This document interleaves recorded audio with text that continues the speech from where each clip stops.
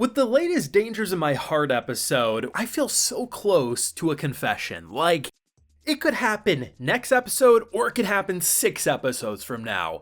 It's really up in the air, but both Yamada and Ichikawa are right there. It's very clear they both recognize that the other pretty much is guaranteed to have feelings for the other. But I think, in all honesty, it's not going to be our boy who makes that move. Because all we need is for one of them to fully say to their face, I like you, I want to date you, I want to be your romance partner. And as soon as that happens, despite any embarrassment that would be there, it's gonna crumble. That house of cards is gonna crumble and everything's gonna be brought together. But when you look at especially the end of the episode, our boy, despite knowing, he even says like Yamada likes before they cut it off, right? He knows that, oh, after the whole heart-shaped conversation about not getting the wrong idea, the chocolate he ended up getting was a heart, so he knows she likes him. But even then, he's still struggling to emit those emotions out loud, especially towards our boy at the end of the episode.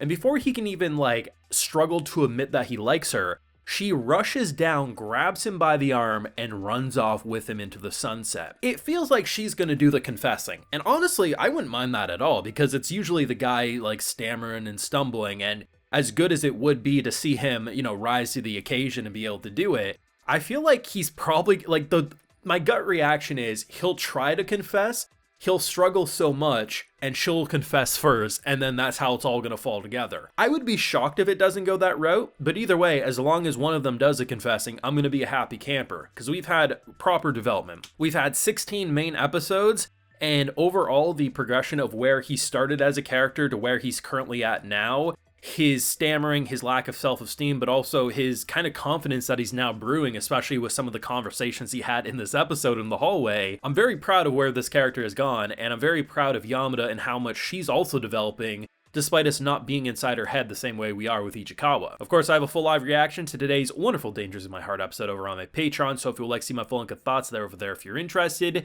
This was a great episode. I mean, Valentine's Day, the White Day kind of extravaganza, the combo double whammy. I mean, it's always made way more complex than it needs to be, but bless high school anime, man, or middle school anime. They always make it so over the top.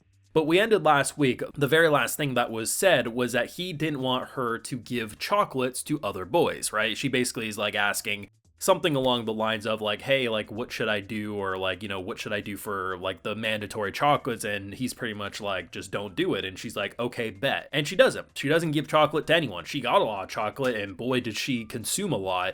But the idea that she struggled to give him that, because it wasn't just simply giving him a muffin or a chocolate looking thing that was shaped like a muffin. She had the heart on it. And the whole idea was that he says at the convenience store, I think it was at the convenience store, where he basically says not to get the wrong idea. And then she goes out of her way to then make sure that, well, at that point, there's no misunderstanding. Usually in a show like these, I feel like you would be like, oh, they're dragging out the confession. They're dragging out the will they, won't they. But very clearly from the early stages of season 1, there was never a debate of a will they, won't they. It was a matter of when they. When will they confess? That was the only thing up in the air. There was never going to be anyone who could properly get between these two because it was just very clear not only the author's intentions, but how these characters were interacting with each other.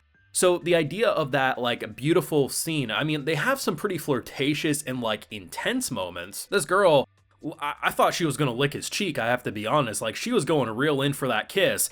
And instead, she doesn't even, she smears it. She smears it all over his cheek. And by the time she turns around, she licks her finger and then says bye. At that point, it's bro, I understand our gender is just horrible at reading situations, but as an outsider walking in, why do we suck so bad that was even still up for debate in that moment? That isn't a normal thing to do unless you into someone.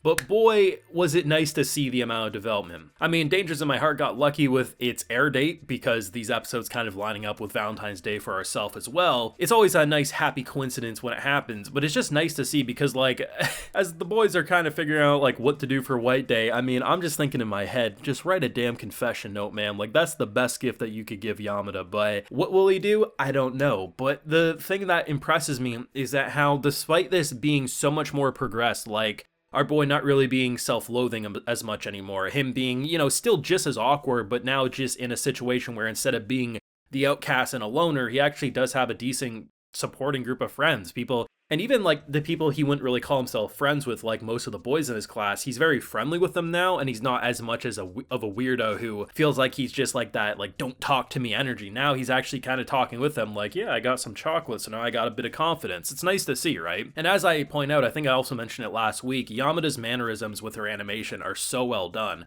There's a moment when she's sitting on the bench, I think it's after when she takes him on the dog walk, where she gives, obviously, the chocolate. Her legs are just going back and forth on the bench because she's so happy and antsy, and it's like, those are the little moments that continue to show there's not even a debate for it being one-sided, right? Like, you can tell how into him she actually is, and it's so nice to see that they're writing something that just feels pure and innocent, right? It's this genuine, like, little school crush turn into a romance.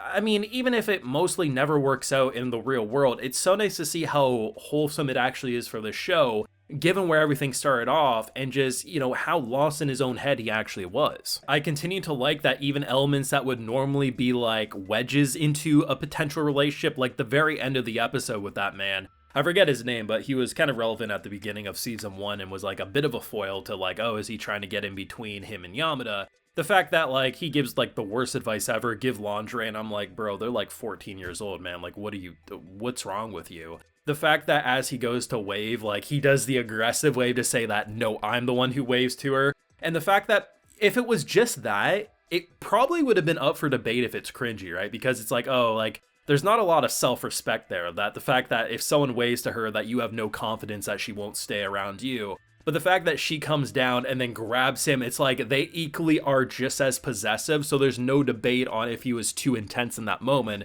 because she literally ripped him away so that, you know, it's like, one, she knows that he doesn't really like him, but also, I want to make sure that he knows that that's the boy I'm waving at, not you. And it's like, that's the little moments. Those are the cherry on top. And at this point, I feel like we got 12 cherries on top just with how the past few episodes have gone, the amount of progression and development we've witnessed. I love this episode. We are so close to a confession. White Day would be my gut reaction, but at the same time, anything could happen. They could literally just accidentally... We could have a Armored and Colossal Titan level reveal where it just casually happens in the middle of a conversation. Super anticlimactic, but you're like, wait, did they really just say that? Or it could be some big romantic gesture. I don't know, but we are very, very close. They both know they like each other.